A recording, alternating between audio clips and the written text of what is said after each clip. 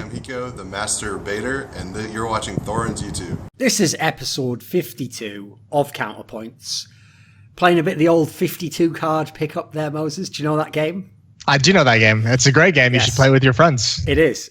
Look it up online if you want, right? Because it's the sort of... Problem is, if you're over about the age of 9, you just catch a sick beating if you do something like that to people. Basically, like that's the name, Davey, for what you call it, where you walk up to some people, again, usually when you're kids, and they're playing cards or whatever, and you get the pack, and you stack it all together and you start shuffling, and you go, do you want to play a 52 card pickup? And then they go like, oh, what's that? And then you just throw all the cards at them, and then all the cards just go on the floor, and then obviously they have to pick it up. So, yeah. And then you walk away and say, fuck yeah, I'm the shit.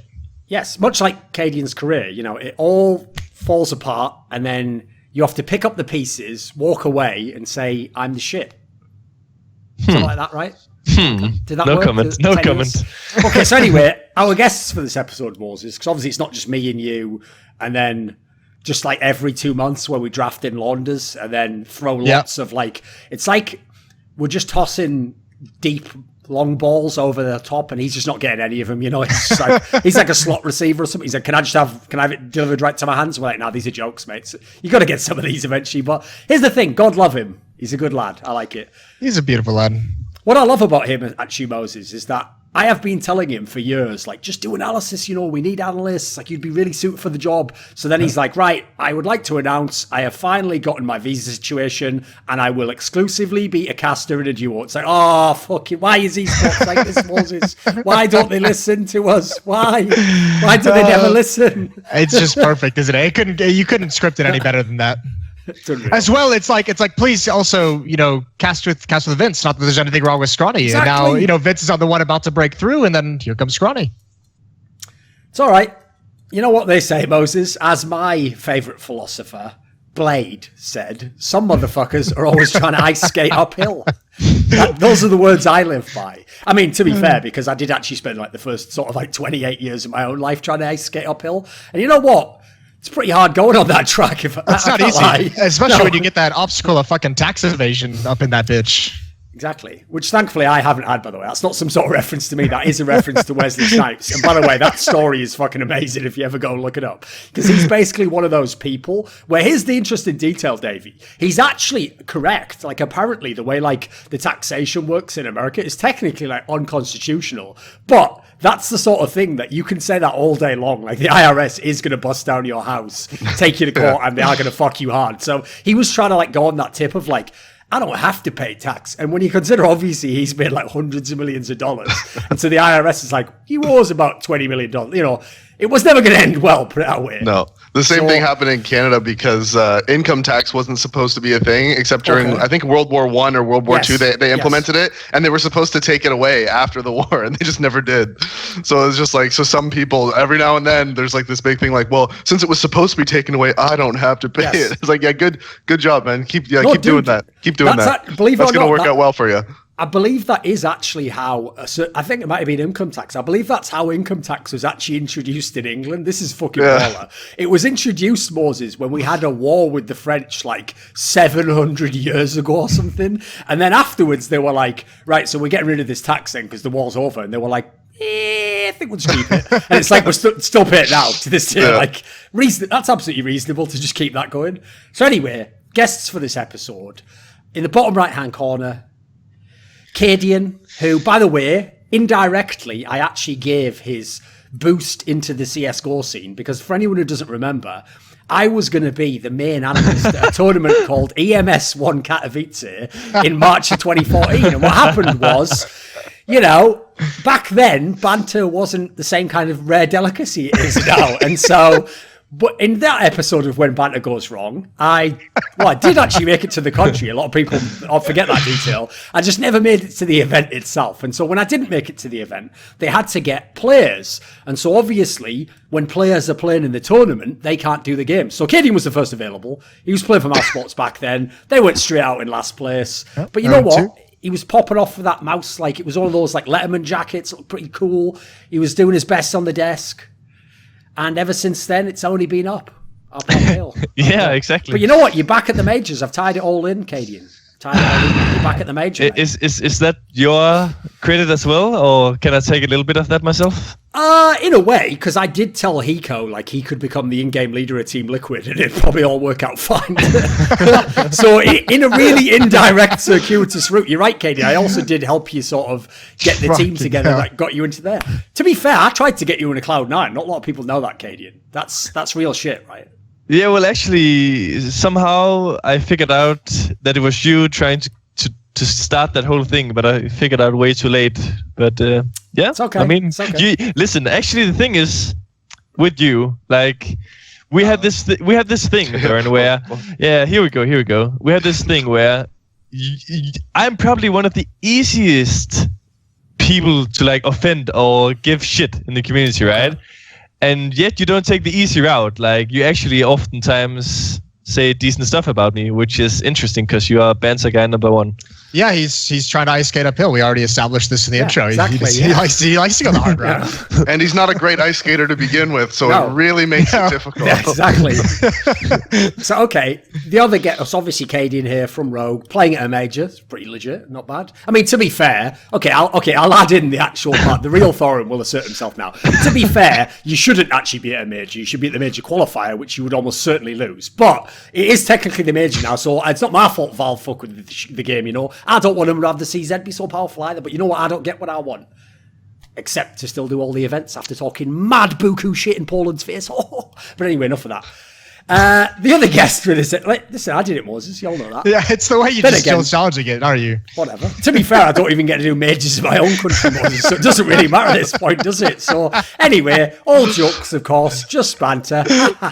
Great friends with face. Yeah, no animosity there at all. Not at all. Anyway, go watch that video on my channel. They take a beating, I can't lie. Right, so the last guest for the episode is DAVEY, obviously of Splyce, but not anymore because we all know Splyce exited the scene and did the classy move of exiting while sort of telling everyone in CS to go fuck themselves, basically. So always love it when people do that. But then again, to be fair, I don't know if you saw this, DAVEY, but like I actually used to, before they were called Splyce, when they were called Follow Esports, I actually used to write for that website when they used to do like columns and stuff. This is like 3 years ago. And the thing is, that guy, Marty, the owner, was always like fairly nice to me. So I haven't really seen him do anything too fucked up. Like, he definitely gave his opinion on a lot of shit, you know, which some people might consider obnoxious. But because I was fine with him, I never dissed him. But when Richard was going in on him on that By the Numbers episode, right, where he kept referring to him, because you know his alias, Moses, is Laser Chickens, yeah. And Richard kept referring to him as Marty Laser Lips, the soy boy. I can't lie, like, I was just crying inside. Like, that's just funny. So unreasonable. I didn't see that, but that's funny. That's so unreasonable. Only Richard would come up with that fucking name.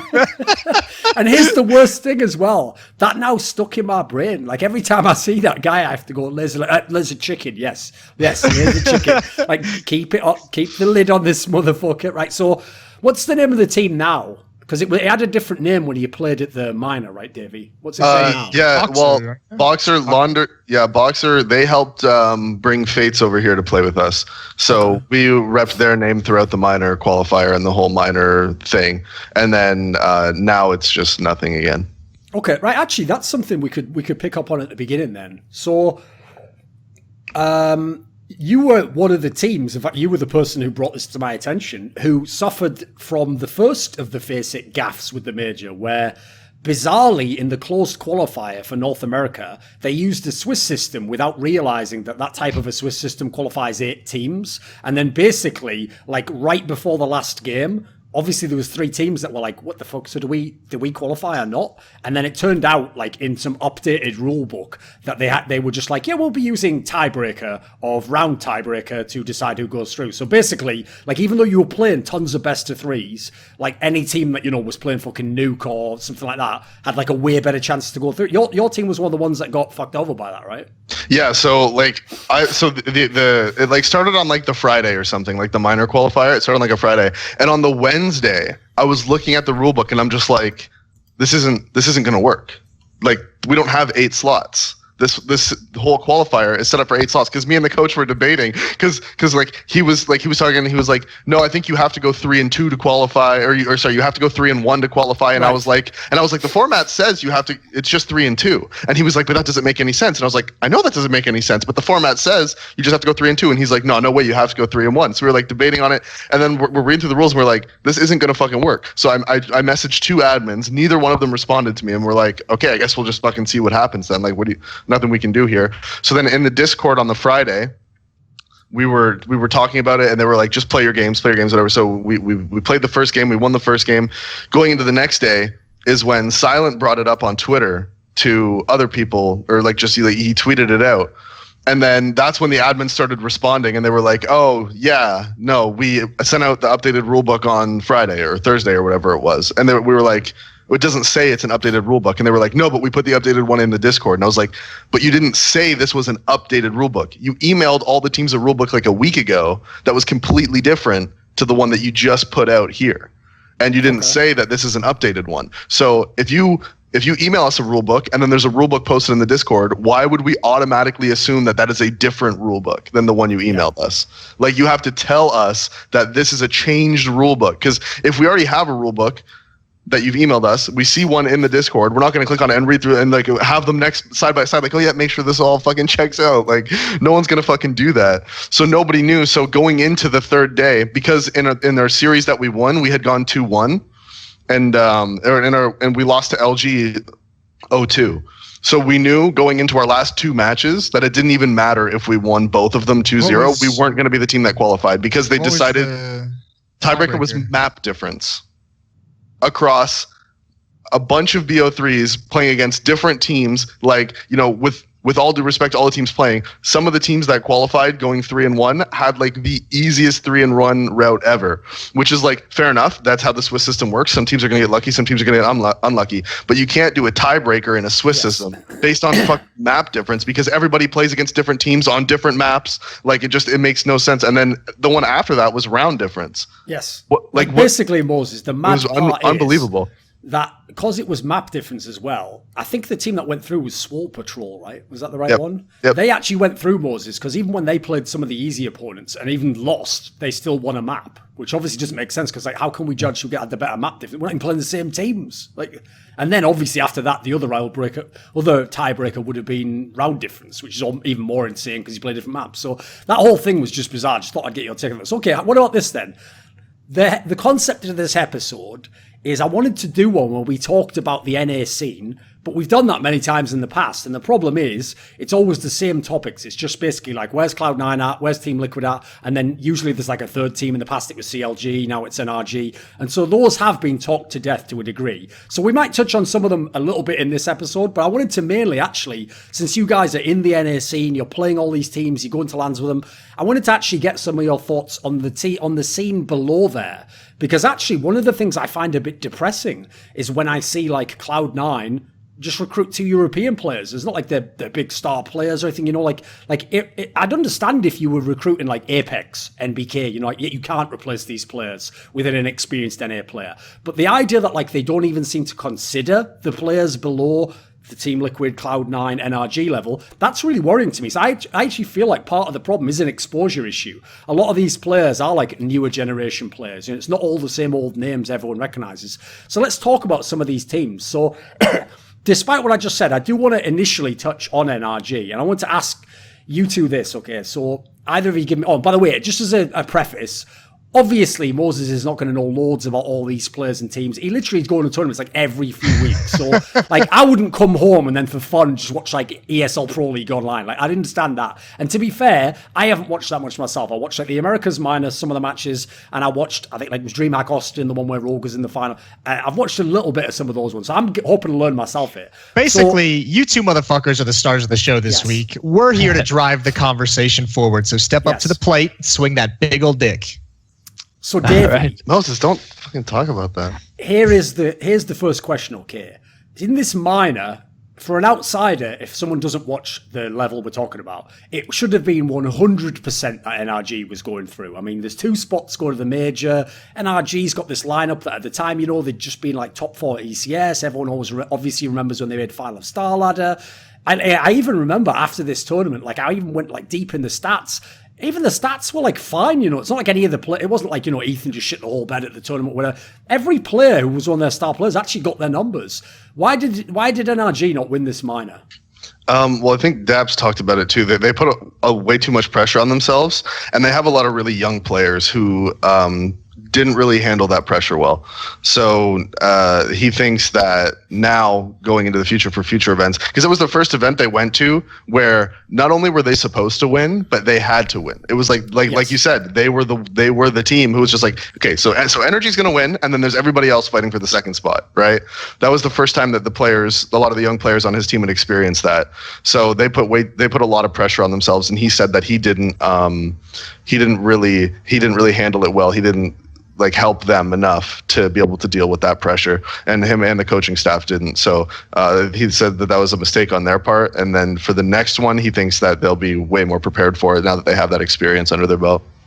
Okay, what do you actually think of them as a team? I think they're awesome. I think they have such a good team. Like seriously, all the players that are on their team, like even when you consider like Fugly and daps are like their two support players, right? Like you have Ethan, Cirque, and Breeze, who are all incredibly young, skilled players. And even Fugly is insane mechanically. Like he has ridiculous aim.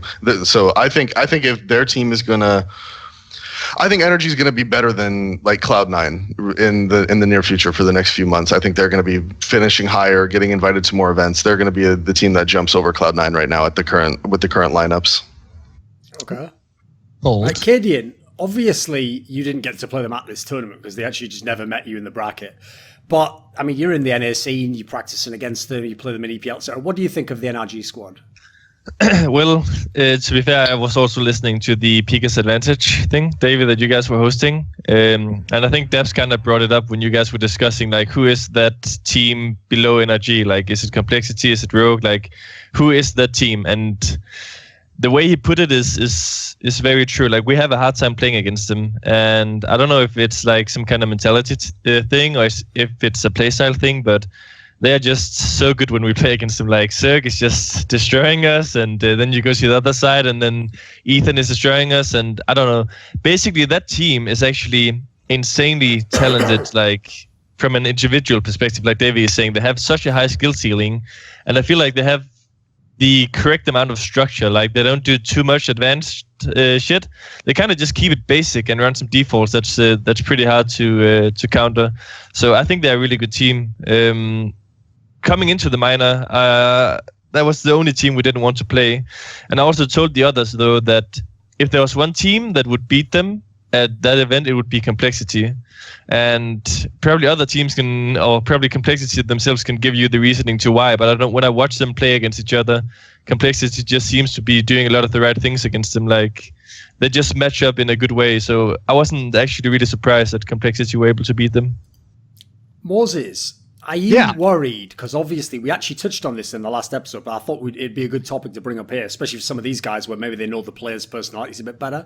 So one thing we brought up on the last episode is because people forget about this minor as a result, people, I think, still keep forgetting that NRG is not at the major. Like, they just will not be playing there. So they've got time off and they can't build on this Shanghai victory, and then we have to wait for them to come to the next tournaments.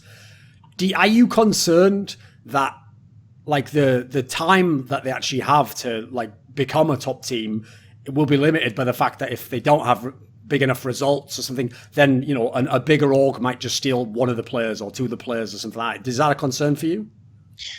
It's always going to be a concern, but they seem like a team that's like, when I see them at events and everything, I mean, this is one of the few teams where you don't hear any stories of like discontent between the players, do you? Like, you always hear those rumors about Cole joining Liquid and, you know, some players in Liquid not being happy and, you know, attempting to go to Cloud9, and Cloud9 we obviously know just blew up, but you never hear a word about any of these guys from NRG, like, looking at other options and everything like that. And obviously all it takes is one team to come in and offer just a massive contract of some sort. But I'm not too worried about it, just because at this point, with the way buyouts are, I have to imagine that NRG has these guys pretty well locked in to be expensive if someone wants to buy them out. So without rumors and without kind of any team, Cloud9 just picking up two people, I guess it all depends on what C9 does at the major. If C9 kind of bombs out of the major, I doubt they keep Stiko. Seems like they want to have Golden in there for relatively long term, but I doubt they keep Stiko after that. So maybe they go for someone in that regard, but I don't know who they would get. Tough part is if you're a North American team targeting NRG, what's the one thing that every North American team's lack? It's a really, really good AWPer. So you're going to go for Cirque. So he's the one that I think they would look at. But no, just to answer your question easily, no. Do you actually think he would leave? Like as Dave is saying, NRG potentially being in a better position, even, right? Yeah, well, definitely, I don't see any reason why any 5 of these guys would go to, for instance, Cloud9 at this point. I know, Davey he puts his opinion out there that NRG could overtake him. Surely that could happen. Cloud9 has been always extremely resilient through all their issues over the years, though, of letting the lesser North American teams, or like the second best or third best North American team, overtake them in any way. For whatever reason, they're always very good at keeping their standing at the top of the scene, no matter what their lineup or issues. We have to admit, though, currently it's a slightly different situation than in the past. It's definitely the worst than they've ever been, the worst situation they've been in. But there's no reason for someone like Cirque to go to Cloud9 unless it's for Skadoodle. And if you're going to go to Cloud9 for Skadoodle, you might as well just say, I want to bring Ethan or Breeze along with me to be in another situation. Like, why would you just kind of go alone? You're ruining a lot of the chemistry you've built up. So I don't think it's super likely. I actually think NRG is in a really interesting spot. Obviously, it's a huge fucking depressing bummer black mark that they don't qualify. That's egregious. But if I am the NRG organization, what I'm doing right now is I am looking for places in London to boot camp. And I'm just going to fly NRG out to London for 3 weeks throughout the whole major, and I'm just going to be every single team's practice squad. Yeah, that's a really good idea.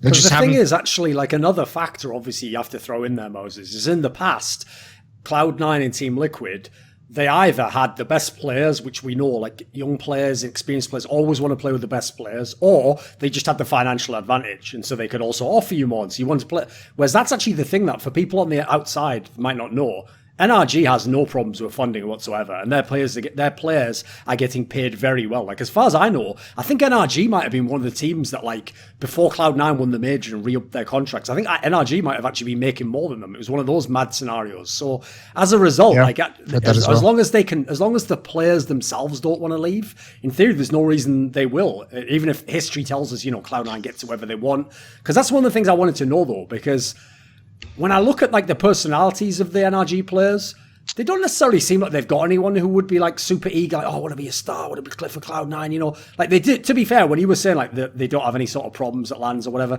they do look like the sort of people who just play like 3 rounds of Magic the Gathering, drink some water and fucking go to bed. Like, I can't imagine there's any crazy partying going on or whatever. No. Well, with their team, like they all have like the guys on that team, they all have egos. Like they do. And they'll admit that they all have egos, but it's not like an ego as in well, I want to go play for Cloud9 because they're the biggest brand, they're the biggest thing. It's like they all have egos and like they all think they're insanely good and they all think their team is insanely good. Like as a team, it's like a team ego. Right. Because they're all really good friends. So they wouldn't leave their team to go join another team. Like unless it was like fate. You say that. No, I'm serious. Then the paycheck shows up. But like baby, said, money like changes everything. Energy has money. It's not like they're playing in some tiny org that can't afford to match some offer that comes in. You know what I mean? It's not necessarily about how much money the org has, is how much are they willing to spend. Because if you look at that team, one thing you have to be in Counter-Strike, especially because there's no developer support whatsoever, is you either need to be very, very good and you need to be lifting trophies, which obviously they just did at Shanghai, a smaller event, obviously, or you need to be marketable. So the next question for NRG comes to who the fuck in NRG is like the face of that team? Who's the one showing the attitude? Who's the one who's going to be having some kind of public brand presence for the organization? And the answer is kind of obviously no one. Like there's not a single one. Well, one point I think is important to make as well is right now when we're discussing whether people would leave or not, is also at a time where they're just doing insanely good, right? Like, let's see 3-4 months down the road, if they start not winning those kind of like smaller tournaments, and if they bum out in another America's minor or something, like that's when they would be looking to obviously change. Like right now, it's just not. No, it's. I mean, it's not. We're not talking about the change in like the context of the team not performing well, right? It's just would any of them get lured away by a bigger team? And That that's could only be Liquid, right? Not By that logic, could only be Liquid, and I don't think they're changing, right? Yeah, I don't think there's any danger of that, and I imagine some of these players would get the offer. I don't know these players too well personally. I know a couple of them decent from when they were on CLG, and I just don't think if what Davey's saying is true, that they have that team ego, which is great. That's exactly what you want. You want players with an ego, and you want to be able to funnel that ego into a goal as a team. And if their goal is going to be to get better than Cloud9, to become the best team in North America, and then to compete internationally, then I see no reason for this team to leave, because they're actually in a great spot. They are very similar in a sense to mousesports, where they have this like super young core of really, really good players. Like they have just 3 guys on that team that are super young, and they're good. If they're going to be there, if you're going to keep that core intact for the next 3-4 years, you can shuffle pieces around that as players retire, as players, if they decide to change, if they decide to step back.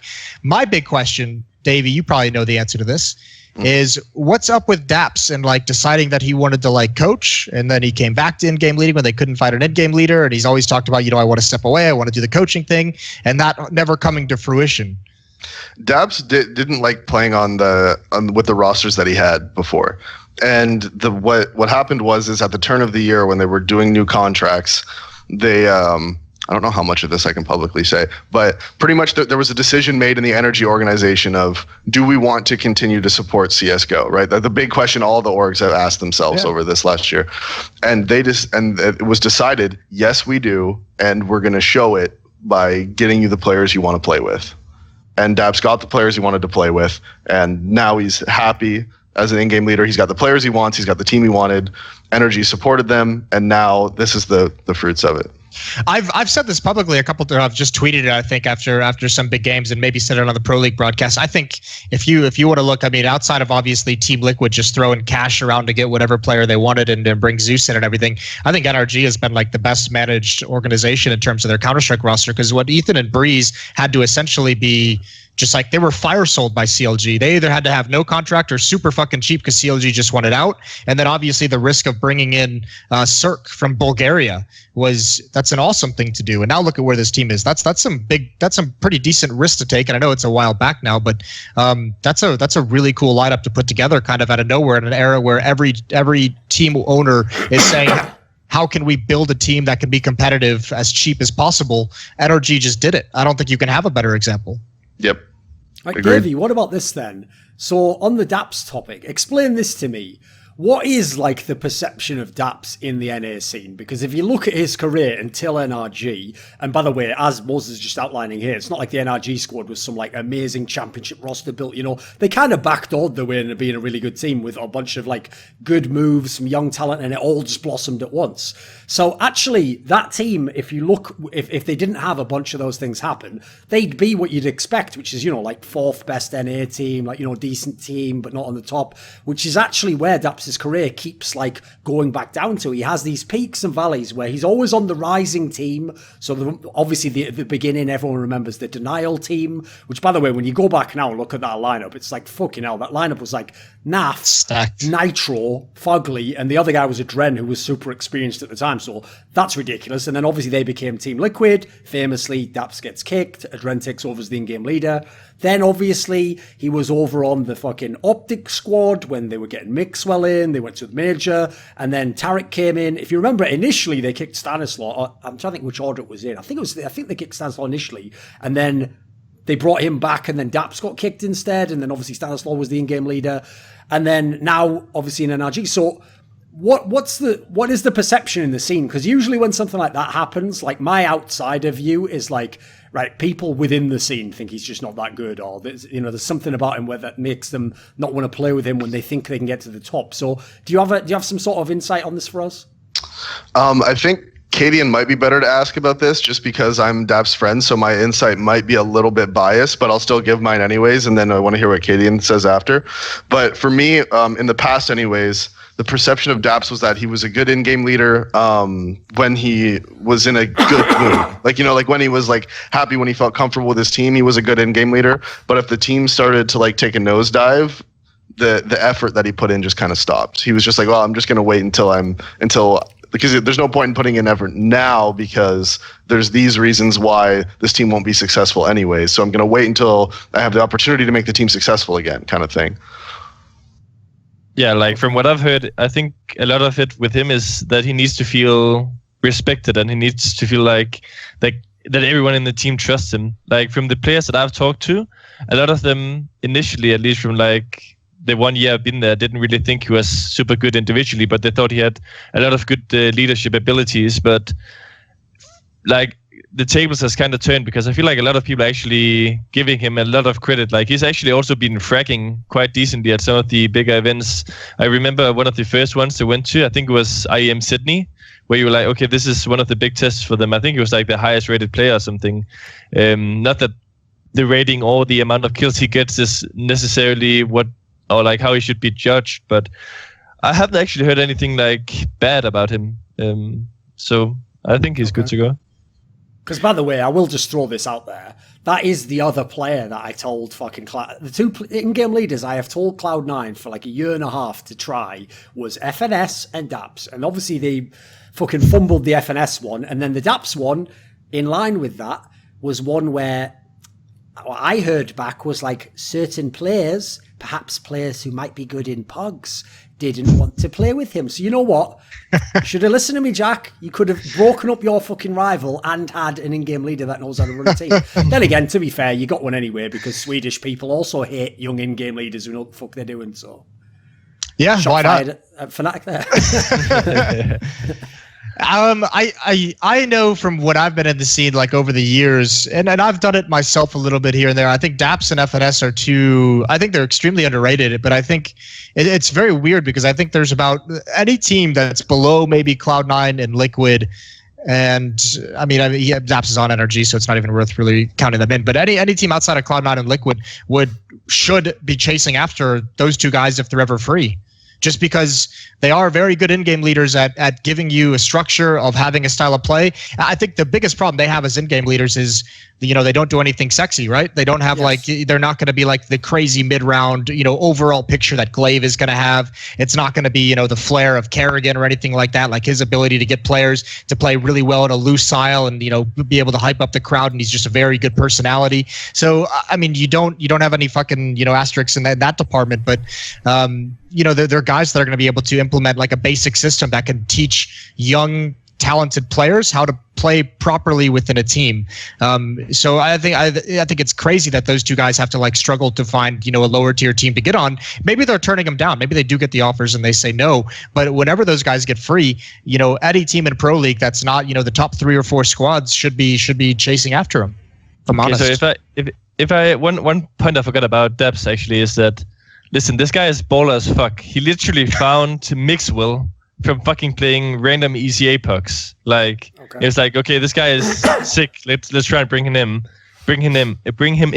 And yeah, we all know how that story went with Mixwell going to Uptick and being a fucking savior.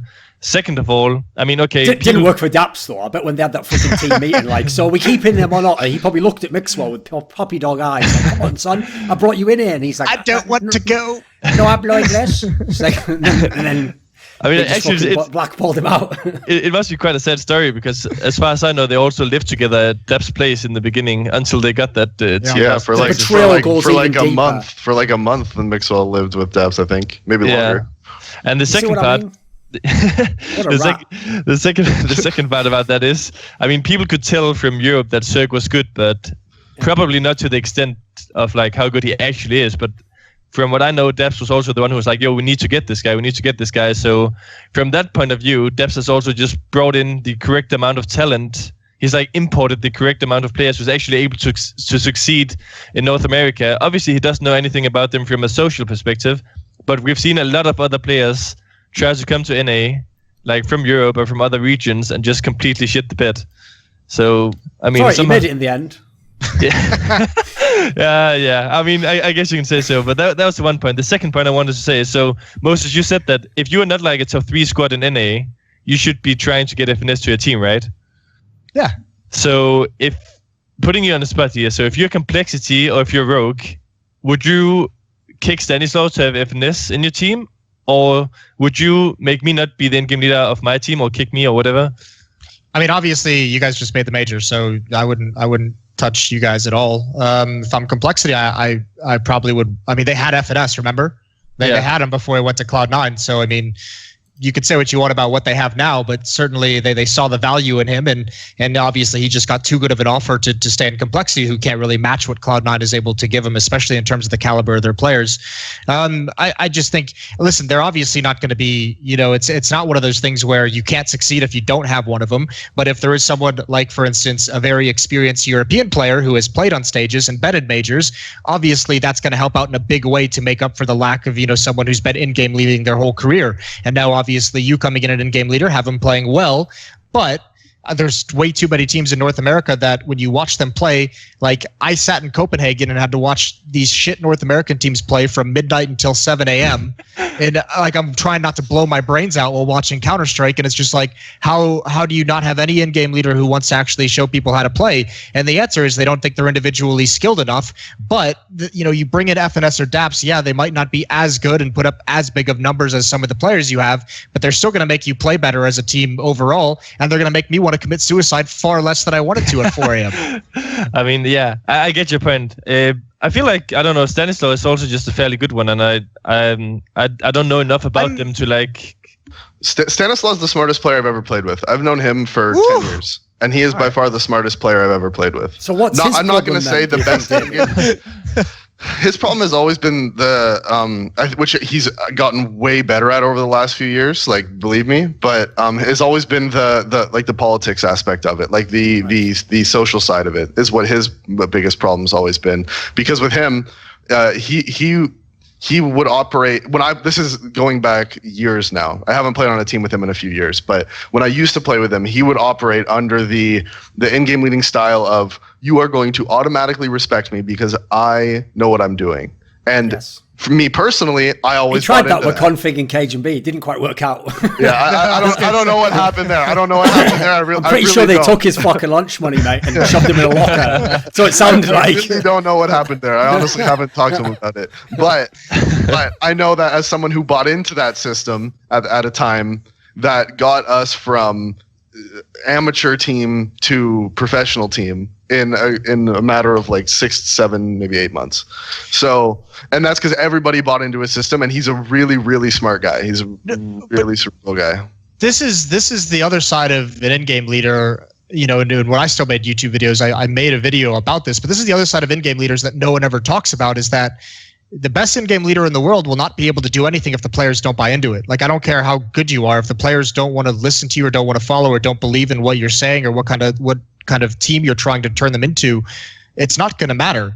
Like, if you're one of the 4 players who's not the in-game leader, you have a responsibility to buy in for at least like a month or 2, right? Like, you have to give it time and see how it goes and see if there's improvement. You can't just flat out say, no, that doesn't sound that great to me. I don't want to fuck with that whatsoever. Has Stanislaw always been an in-game leader? I was under the illusion that when he came back in for DAPS that he just kind of picked it up right then and there. So yes, is to answer the question just up front. Yes, he's always been an in-game leader. But the thing with him is especially when he was younger, because I've known him since I was 11 years old, like seriously, like a long time. Maybe I was 12. Either way, really young. And even going back then, like he knew he wanted to be the in-game leader because he knew that he had better ideas than the in-game leaders he was playing with. And he knew more about the game than they did. But as I was saying before, he didn't handle the being the leader part of it very well. Yeah. Like that was the part that he wasn't good at, especially going back like when we were like 14, 15, 16. Like he would constantly he would join a team, he's like, I don't want to in-game lead. I want to in-game lead. And then 1 month into the team, he's like, no, I have to. You're doing it wrong. I have to do it. And then 2 months later, he would just quit the team because got so annoyed that other people didn't understand like why they weren't doing what he said exactly. You know what I mean? Like, so, and obviously we were a lot younger then. We were 16 then, right? And so that's what used to happen. But he was always an in-game leader in his mind. Like he was always somebody who had that idea. Knew he had the capability. Knew he had the good read. Yeah. No, well, the funny thing is, Moses, when you bring up that point, like to tie them both together, the politics and like actually being like a leader of the team that you're in as well, that is one of the most underrated aspects. Because I often have made this point that like the unfair thing about being an in-game leader in CSGO, I mean, to be fair, I guess coaches have somewhat lifted some of this, was that you had like 3 or 4 different roles in one. You were like the actual tactician, that's a different role, do the tactics. you're the caller as well, which, by the way, doesn't have to be the same thing. I knew some teams back in the day in 1.6 where the guy who came up with the tactics wasn't the guy who called the tactics. Sometimes someone had a better read in the game, whereas the other guy was smarter. So there's an old school Swedish team in CS:GO that was like that. Would make sense.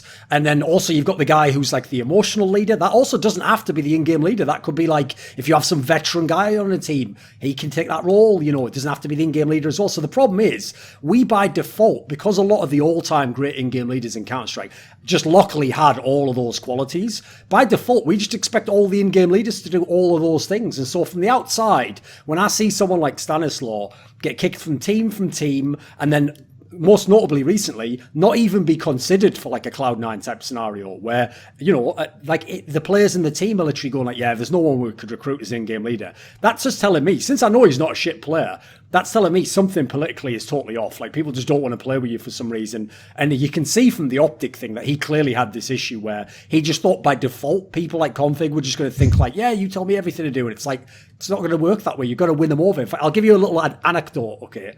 So one of the first in-game leaders I noticed this quality with was Khan, the guy who now still works at Fnatic, but was like the legendary 1.6 in-game leader of Fnatic when they had Forest and later Get Right, some amazing players. And this guy won majors, championships. And one of the times I noticed this was in the year when their team wasn't the best anymore. It was in 2010 when the first Na'Vi team came along from Ukraine and they were just wrecking everyone. They were winning nearly all the tournaments, They were always top 2, top 3. Like even if you beat them, they were never going to do badly in a tournament. And what happened was there was an interview like partway through the year when Na'Vi, I think, had already won like 2 majors or something. And Khan did an interview where he was like, well, technically we actually are better than Na'Vi because we actually have a positive map win record against them. And I was, and what's mad is, right, at first you want to just react like, as if that's a statement to be taken on face value. Like, what a stupid comment, like they've won more tournaments, they've won the majors. Like, that's just bullshit. But then what I actually realized Khan did was that's actually like, how like some famous coaches in sports use the press to actually motivate their own team. I realized that's actually how Khan is as an in-game leader. Like what he does is he sits down and in a scenario like that where it's like inarguable the other team's better, he's like, right, but is there an angle that I could sell to my players that, we're actually better than them when we play them though? And so he would come up with it like, right, well, we're better than them on Inferno because we won twice. No, so he came up with some angle like that. Now, here's the anecdote, because you're thinking, that's not that great a story. It's got a good kicker at the end. So I actually did a tweet, right? And because at the time, I worked for SK Gaming, which was the other big Swedish team, and Khan was in Fnatic. And even though it had nothing to do with me, there was like a behind-the-scenes war between the Fnatic org and the SK org. And famously, like the Fnatic org hated the SK org so much that like they wouldn't let us do interviews with their players, for example. And so even though I had nothing to do with this like East Coast, West Coast beef I've been like drawn into, as in one of those beefs, there's your collateral. You just get caught up in the drive-by. So which one were you, Duncan? Were you the East Coast or the West Coast? I feel like I'd be more West Coast. I've got that more chilled out vibe. Plus, I'm slanging. So anyway, what happened in this scenario was I actually, obviously normally was quite critical of Khan because he is someone where he had that kind of personality, where he'd say statements that were a bit ridiculous and he could very easily poke holes in it. So I had one of these incidents, which to be fair has happened to me quite a lot, where I actually tweeted a genuine compliment, but obviously everyone's expecting it to be like a mad diss. So he just read it as an insult. So I tweeted out, actually, this is like way back, maybe like, again, 2010. I tweeted something like, I actually respect the fact that Khan, is one of the great in-game leaders, but like from an angle of like, brainwashing his own players. And I actually meant it as like a compliment, like he finds a way to make them believe that they should still win. Now, his response to this, Moses, now deleted tweet, but at the time we had a website called Rakaka, which was like a tabloid, an online tabloid. By the way, actually, people like Greycarn from DreamHack used to work for them. Hellspawn, all the shitters. So when they had this tabloid, right, they screenshotted his tweet that he replied with immediately, because you can see when I tell you the tweet, you're going to know why he deleted it 1 second later. And the tweet said something like, thanks, you are the Joseph Goebbels of SK Gaming. Front page picture was that tweet with me side by side with Joseph Goebbels, the propaganda minister of Nazi Germany, 1939 to 1945. So not a bad little anecdote, is it? Quite reasonable. That's why I get, Moses, when I try to give people compliments. I get shit like that. So that's what made you the way you are. After that, you're like, fine, fuck it. Exactly. No, sadly, I hadn't even figured out back then you could banter with people. So, okay, bringing it back in, since we brought up the Stanislaw issue, what do you think of the complexity team, Davey? Obviously won this minor, going to the major, people are actually going to get to see them now. But, I mean, they have some pretty solid players in this lineup. Yeah, I think cadiaN's going to agree with most of what I say. The complexity plays well, and they have, like Stanislaw's got them playing well, especially on CT sides, they play well. But the problem with complexity right now is they seem to win when Ye kind of goes off.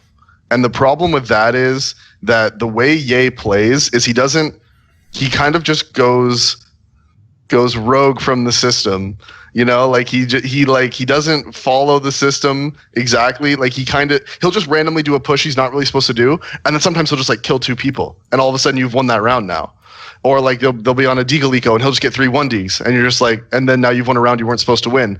And the problem with that is that it kind of gives you a false sense of like ability in what you're capable of as a team, because you're getting round wins that you probably shouldn't get, and because of that you win games that you probably shouldn't win, and you're doing it in a way that isn't consistent is the problem with it. Now they also win a lot of rounds from playing really good solid CS, but I think that right now with how they're set up, if Ye doesn't go off, they're not going to go far in the major. Like I don't think they're going to make it out of what would be the major qualifier.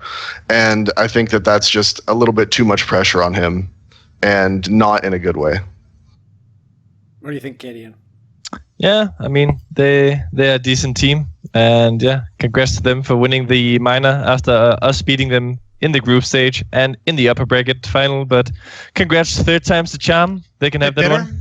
I think. I mean, yeah, sure. Great system, great format. Gotta love it.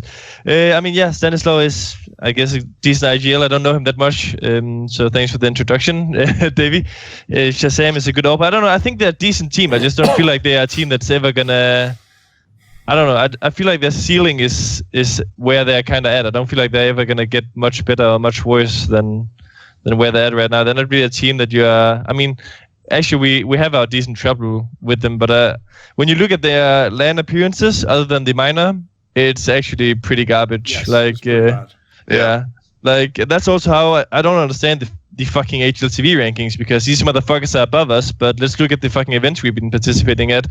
We're in the final at Austin. They're out in the group stage. They out in the group stage of summer as well, and they lose to some random Brazilian team at Zotac in the first round or something. So. I don't know. I feel like they are a roller coaster, but I don't feel like they are. I don't know. We have a kind of rivalry against them, so I guess you can kind of say that I'm trash talking a little bit, but I don't feel like they're gonna get much better than they are right now. Actually, I think Android is a super good player that no one really talks about. I feel like he's mechanically skilled. He doesn't really chase ecos, and he's just all around pretty good. Because that's the part that I found weird is like, when I was watching that minor, Ye was going fucking ham. Like he actually looked like the best player on the team. But then, like as you're referring to earlier, if anyone goes back to where they were at the DreamHack circuit this year and they were terrible as a team, he was appalling in their squad. Like I don't know if it's because it was his first lands or I have no fucking clue. And then the other player, Davey, is the one he brought up here, Android. Now I have seen so many like stream clips of him put on a Reddit that were legit nuts, like really fucking good. Yeah. Why is this guy? Why is he stuck in a team like? Why has he never risen to the top? Why hasn't he even got his chance on one of the biggest squads? Because he's been on the complexity line a fucking while now, right? Yeah, Brad's really good. Like he's a really good player. He's a really solid player. When he plays in teams, he's not super flashy, but he's just a really good player. And he historically has had a lot of attitude problems. Like he's just been kind of toxic historically. And people don't really want to play with him. Like I remember maybe two years ago, we tried him out for Splyce, like back even before, like this is a while ago. We tried him out, like when the lineup was like me, Arya, Abe, Jason R. Like we tried him out, and he had like this really arrogant, like I'm better than all of you guys kind of attitude, and it made us just not want to play with him. Like we were just like he really seemed like at the time he thought he was better than he was, and over time, I know like I'm really good friends with him right now, so. He's yeah, exactly. Did you guys did he apologize for his actions? No. Come on, Android, it wasn't, get your fucking shit together. Apologize. It wasn't even like he would say that. It was like the micro things, like you just like the way he was behaving. Like it was just like the vibe you got from him. Like he'd be in a 2v2 with you, and then you die, and he'd go. That. I think he still does that. But or do it when you lose a 1v1. Like he's not even in the round, and he's like, yeah. Or at the end of the game where you're in a 1v1, he just types GG to the opponent, and he's on your team. Classic NA moves. No, but he's really good, and I don't know why he hasn't. I think he's struggled with inconsistency lately too. But he's a really good player. What's your take on the Ye thing? Because from what I've heard behind the scenes, there was a lot of disagreements with him and the rest of the team, and actually. I know that they weren't, from what I know, too happy with him. But I guess like when you pull off a performance that he did in the recent times at the minor, you kind of maybe change your perspective. But I know that because what you say, with like when he's actually good is when he's just saying fuck it and just doing his thing, running around, not giving a fuck about the call. Because from what I've heard, FNS had his problems with that as well. Yep. And that's he was only there for like 2 weeks though, right? Like, I mean, that should, you have to imagine, would have got stamped out months. But if you're trying to implement a system and you have a guy who not even necessarily, I remember like I used to have this problem with Roka on Splyce too, is like you would tell him like you'd have a plan, you'd have like a thing you were gonna do, and he'd be like, okay, yeah, I got it, I'm doing it, I got it. And he had like the best attitude I've ever had. And then he would just do it wrong constantly. And you'd just be like, fuck, Danny, like, come on, man. Like, you can do this, bro. And he'd be like, yeah, sorry, bro. I got this. And he would you would try, and he couldn't get it. And I don't know. Is the dream? I don't know if Ye is like that or if I don't know what it is, but Ye plays his best when he's just kind of just going. He's just feeling it, which doesn't work if you're trying to play a system. As well, unless you really implement that into the system specifically, which isn't, as far as I know, historically from Stanislaw, isn't exactly how he likes to run things. I don't think you can really do that into a system anyways. You have to give them structure at times, and then they have to just kind of start to understand when they can kind of make their play, when pick and choose their spots. Who's that player? Because when I talk about teams and organizations who are trying to put teams together by spending the least possible money, complexity is like the poster child for that, because you have to give complexity props. They had, the team, they had the Sean Gares and the Hiko before they went over to Cloud9. This was the team they were on, and they've always stuck around and tried to be in Counter-Strike due to Jason Lake's, historic, ties to the game and everything like that, but don't have the funding that some of these new organizations have, which I was like, complexity has they do now, but they spent a lot of years not able to fight with some of these salaries and buyouts. They made a lot of money off that FNS sale too. That was good for them. Who's that player? They have a sixth player who's like 15 or 16 that they signed to a contract that they're just having to like train up and everything. Is that who that is? Is he any good? They actually released him from the contract. Yeah. Oh, did they? Yeah. He is not ready for pro level. Well, he's barely ready for semi-pro level. Yes. Som S0M. Right. Okay. Yes, I remember this name now. Because Jason told me a story at one point when they signed him, they flew him and his parents out to the Cowboys training facility and like gave him a tour of everything, let him see all the Cowboys players training, did the whole wow factor, wine and dine him a little bit, and he ended up signing his contract, and like a table over was Jason Garrett, the head coach of the Cowboys, signing like their new, scouting and signing their new, like one of their rookie prospects and everything, which I thought was pretty cool. I think that's a really cool idea, and I think we'll see more of that. I think this team, this complexity. They signed him as a streamer, by the way, not as a sixth man. Well, yeah, they signed him as a streamer, but obviously, that was the intent, was to let him play under the banner. I don't think so.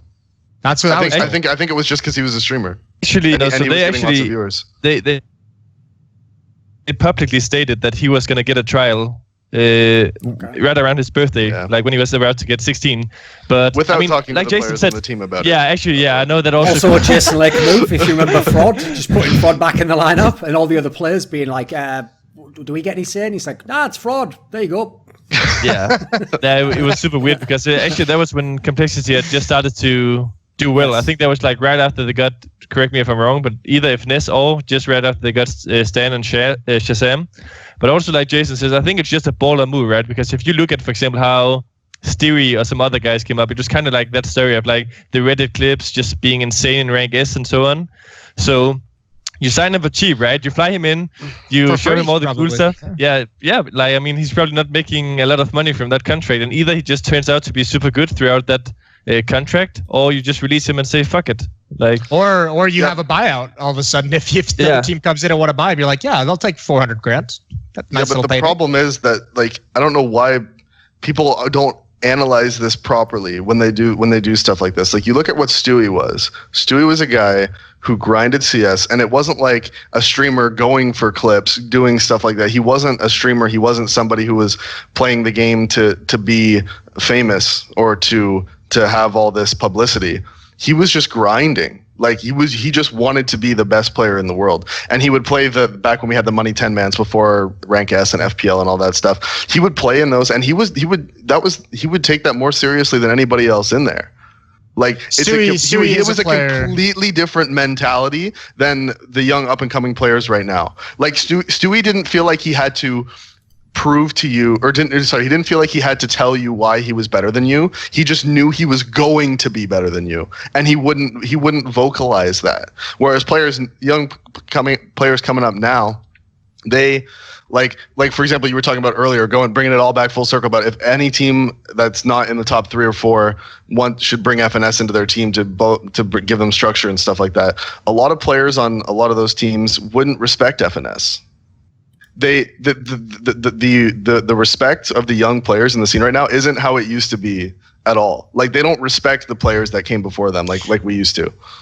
Why not though? Like, what is it about them? Because this is something that I've always criticized the entirety of the North American scene for, is where are our space soldiers? Where are teams that like kind of claw their way from nowhere to all of a sudden be competitive on some level with the best teams in the world? Why haven't we seen?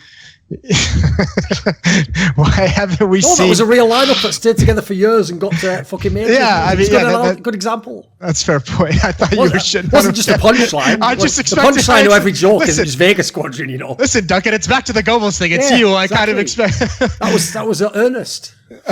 Why is there no premier? Why premier lineups can't even sit together if they qualify through MDL? They can't even stay together for a whole season. There's no respect, Jason.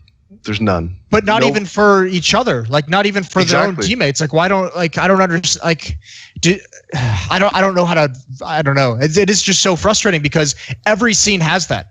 Every scene has these up and comers, and Duncan posed the question of, why is Cloud9 getting Golden and getting Stico when they could, look towards the American scene and get someone younger? And is there literally no one that has been able to prove themselves even a little bit online to have a chance? Here's how it works. If you're one of all these players in MDL, not all of them, I would say a solid 80 to 90% of them think that they are better than the bottom 6 pro teams. In their head, they just think that they're better than them. They do. And they think that I'm better than all the players on that team. I should be on that team. It's like, okay, well, you have to prove that. You can think that all you want, but you thinking that doesn't matter. What you think and how good you think you are doesn't matter. You have to prove it. You have to show it. You need to be on a team. And how that used to be was you grind out on a team, you pick a team, you play with a team, you grind with that team, and then you do your best to make that team good enough to beat the team that you want to be better than. But David, that's kind of the problem with how the whole making a name out of yourself these days has developed into. It's developed into, I can make it into FPL. Yeah, exactly. Like, I can show that I can be good in a pug environment, where back in the old days, obviously you could show that you were good in gathers and so on, but the real time was when you made it to like the smaller local lands and you were just baller as fuck. 15 years old, just shitting on everyone. Like, those days are just gone, bro. You're just running around listening. Yeah, like, nothing against Sam, but looking at him, like, you're watching him, like you say, he's like, I'm going for this clip, boys. Yeah, well, fuck the clip. Show me how to play some proper CS, bro. Which is exactly where I was going with it, is that, like, these players now, their whole mindset is get into FPL and prove I'm good enough as an individual. That never used to be the mentality. It was make my team better than their team. That was how it used to be. That was how it was when I was coming up in the scene in 1.6 and in CS:GO. That's how it was for me. You didn't look at players on the teams above you and think I'm better than them, I should replace that guy. You think I want my team to be better than their team. And by doing that, you make yourself better. But that's not how it is anymore. That's not how the system works anymore. It's fucked. to give the young ones a little bit of defense, which I normally don't do, so this is kind of a new experience for me, and I guess to play a little bit of devil's advocate, I think. Real quick, like I said, not all of them. There is some players who still have the right mentality. Naturally. I'm just like 80 to 90% though. I think there's got to be some differences that you look at. Like for instance, I know like the LAN scene, obviously when I was coming up at 1.6, but even earlier on when there were still smaller LAN events, is there was way more grassroots events. There was like there was a LAN in SoCal, there was a LAN in the Midwest, there was a LAN on the East Coast. We don't have those anymore. We have Fragadelphia and the occasional iBuyPower LAN out on the West Coast, but it seems like no matter how much you prove yourself online, the next step is going to be a team saying, "Oh yeah, you look good online in your team. Your team is very good in scrims and at MDL. That's all great, but we have to see you on LAN now. And how is this team going to get to a LAN?" And I know, like at a certain point, there's going to be sacrifice for these players have to pay their own way to their first LAN. Maybe they all get their parents to buy them a plane ticket or whatever it might be to try and prove themselves. But I don't necessarily think it's a bad thing that FPL and Rank S provide an alternate avenue to get into the professional scene. It just can't. That mentality just can't permeate the entire scene. And at some point, people have to realize. Like I was never, even at the best in my career, I was never a player you could watch Pug and say, this guy's fucking insane. But you put me in like a team environment when I actually knew how to play the game, and I'm going to fucking tear people's heads off. But at some point, that mentality can't be everyone in the scene trying to go up through FPL. Like, do people just not realize this? There's 2 points to that. I think the one point is like you say, Jason, like making it to FPL and showcasing yourself there is fine. But too many players, they continue to just grind FPL instead of getting to a team because they have the philosophy that Davey was explaining. Like they think they're better than the bottom 6 pro teams. So they're like, they want an offer that they feel like is fair to them instead of just saying, okay, I can join maybe the 5th or 6th best MDL team and grind my way out, show a good performance in the playoffs, potentially make it to the MDL LAN. And then there's the second thing, which is kind of a lot about how the NA philosophy is, at least in terms of play styles, because I don't feel like there's a lot of players who is like the way you were, Jason, like not good in pucks and still making a good name of themselves. Like unless you're an OG just from the beginning, there's not a lot of those people who has like a great mind for the game who's gonna get picked up in the NA scene. Like just doesn't work. Like is at what point? And I know there's not even a whole lot of success stories in Europe for FPL. I know Rops, I guess, would be one, and maybe there's one other one. I think like is it a guy on Imperial or something? I don't know. Yeah, who came from FPL? Really who's picked up a success story yet? I don't think. Yeah. But I mean, just like you see someone who's so good individually and seems to have the right mind. Like let's just use Rops, who mousesports picks him up, and obviously there's going to be a growing period where you have to teach him how to actually play Team Counter-Strike a little bit more than he knows, and you have to teach him, strategy and concepts that he hasn't been exposed to in FPL. Like, at what point do you see a player in FPL or Rank S and you say this guy would be worth investing that time into? Like, why do we see none of that? Like, if the skill is apparent, why don't we see teams picking them up and trying to teach them how to play the game properly? Because their attitudes are trash and they're idiots. Oh, yeah. That is a pretty good reason. Like, if someone's an asshole, you're not going to want to help them out. No, the funny thing is... Not even they're an asshole. Their attitudes are actually trash. Like, they already think they're better than you. So how can you teach them to be better at the game when they think they're better than you? And on top of that, they're idiots. So they're dumb and they think they're better than you. It's like the worst thing you could possibly have. It's like the worst attitude you could have to bring in a young player into a team that you're going to try and mold. And they're like, oh, no, you can't mold me, mate. I'm already better. Sure. Oh, all right then. It's bad. Like the thing is, obviously, back in the day, we didn't have we had pogs and stuff, but we didn't have something like FPL that was so public, and we definitely didn't have streaming. So I will say, like, that's obviously not a negative; it's its own positive. It's just that it has replaced something. We would rather have both. It would be like if you were an NFL team and you could only recruit players based on the combine. You couldn't see them play for a college team, or all you could see is like, wow, look at he can jump this far, he can run this fast. As anyone who's watched the NFL knows, there are a lot of fucking players who look beasts in the combine and are absolute busts in the pro game. Because you know what? You need to know, can this guy run in an offense? Does he know how to play this sort of a system? That if you can't do any of those things, you will very quickly be at the back of that roster and out of the NFL, where obviously, famously in that league, they don't always have guaranteed money for somebody, so they can kick you straight off the roster if you shit. Well, it's the same equivalent, because there have been so many years now that you've had, kind of like you're describing here, Davey, players who come up. Well, what they don't realise is, in one sense, they're right. Like, they're better than you, Davey, because in terms of raw aim, maybe they've got better aim. But what they don't understand is... Probably. Thinking that that's the only metric in Counter-Strike shows that they know nothing about Counter-Strike. Right. Like, I'll bet, and like 99% of these people, if they're watching now, probably think they're way better than Senfis, right? Like, oh, he's all washed up, he's not even that good. Like, Senfis knows 100 times more about the game of Counter-Strike than you do. And you've played at the moment in MDL or an FPL POG, and you know what? You probably torched Senfis there. I bet you thought he was shit. But the difference is, you've never been to a big LAN. You've never played in a big team. You might go there, be an absolute bust, and because you're an arsehole, everyone will go, fuck this guy. Difference is, I've seen Senfis play at majors. I've seen him play in tournaments. I've seen him play now in EPL. This guy's an actual pro. He knows how to play Counter-Strike. You know how to shoot people in the head. Those are two very different things. Yep. It's the same thing. Like, I know you gave the NFL example. I don't really watch American football very much, but I watch a lot of like soccer, European football. And I think the perfect example of this is Revel Morrison. I don't know how much you follow, but he was a Manchester United youth team player. Revel Morrison. Anybody who follows European football will know about him. He was Soccer. Soccer was widely regarded as like one of the next best players in the world. All of the he was like 16 coming into Manchester United's training, and all the players on the team were like, this guy is insanely good. And then you put him in the first team games, and he just gets worse and worse and worse. And now he was on loan to some Mexican team last year. He's only 25. It's just like it's exactly right. It's just like, and he was widely accepted to be one of the best players in the world. And like going back to the football example that you went on before, there's a reason why when teams are recruiting players, they go and talk to their coaches. What are their attitudes like? What are their grades? What are their, all this stuff like that. They talk about all of that, and then they look at the game film. Like they don't care as much about your practice film. They want to see your game film, right? Because that's what they're going to get from you. Then they know your attitude and how you behave in the game. And with the current recruiting system we have in Counter-Strike, especially in the North American scene, we just don't have that.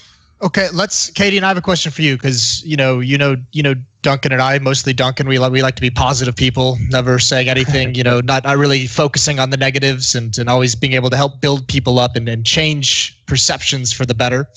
How, coming from the European scene, like what's the big difference in the semi-pro and amateur European scene that allows players to develop so much better? Like, how do we shift this mentality? Like, what are the differences between the two scenes that would allow, that kind of a change between the players trying to come up?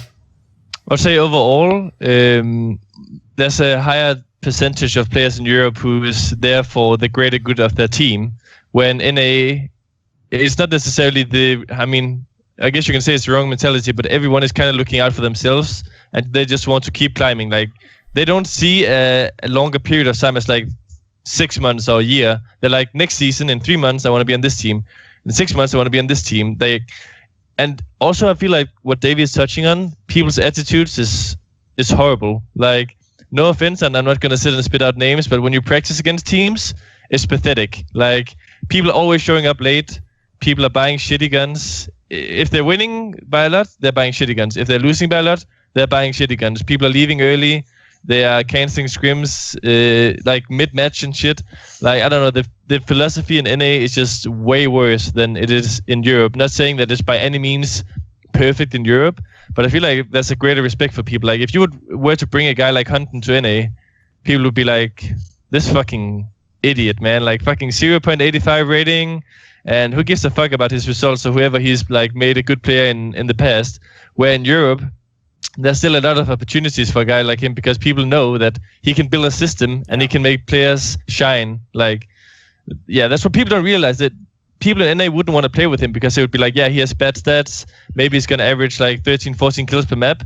But what they don't realize is this guy is also, it's not all his credit, but this guy's also made Yugi just consistently shoot plus 30. He's made that guy on his team currently, Searson or whatever, plus 30 consistently. Like, he knows how to make his players shine. Yep. Okay, I've got a question for you, kid. Oh, sorry, go on, Davey. No, I was just going to say, I agree with everything he's saying, that people here just don't have respect for players that that aren't more skilled than them. If they see a player that isn't more skilled than them, they don't have respect for them immediately. And that's just that's just a terrible attitude to have. Right, cadiaN, since you challenged me earlier, you wanted to feel the fucking real heat. Here's the real question. Nobody asks you, mate, that I want to know the answer to. So I referenced this on By the Numbers a few weeks back. So you were a little bit of a cunt when you were coming up, right? I mean, I told this story that famously there was like a fucking Facebook group that was like, fuck cadiaN or something, and everyone in the Danish seed and source or whatever was in this Facebook group, except you, obviously, because it was the No Homers Club.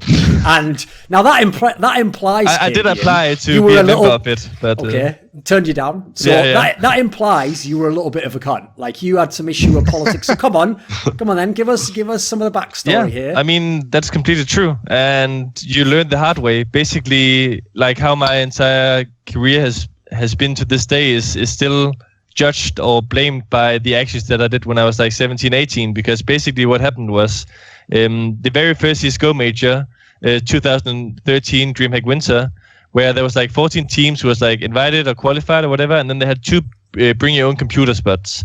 So I traveled with like some randoms. One of them, from today, who is called AC. Some of you might also know the Swedish player Robin. Yes. But the 2 others, cheater, of course, but yeah. Yeah, backbend at least, that's for sure. The 2 Should others have been Flusher, but yeah, keep going. The 2 others, Sentex and Ultra, you will never know of, Norwegian players, but whatever. We went to this LAN and we played through the BIOC. There's like 70 teams and 2 spots. And somehow we made a miracle run to the major, beating in the final game mousesports. And yeah, I had a good game. And after that, we played the major, obviously bummed out, lost the very games and some other team and faculty. And then they asked me to join. And I got my first contract, my first salary, all that kind of stupid stuff. We qualified for the next major. Thorin made me a big analyst by not showing up, obviously purposely. Yes. But from on there, basically, I was starting to act like an idiot. I thought I was king of the world. I was like, I'm 17, 18. I made it this far in such a short amount of time. I'm going to be the next big legend of the scene, yada, yada. And boy, the higher you think you are, the longer there is to fall, because I got slammed pretty hard. And from on there, it's been a long grind. And some people potentially will still not give up that image of you, like of how you were back then. So you were like, one day I'll be playing with Hiko, one of the best players in the world. Inadvertently, you were right. But it was a cursed monkey paw scenario. Be careful what you wish for.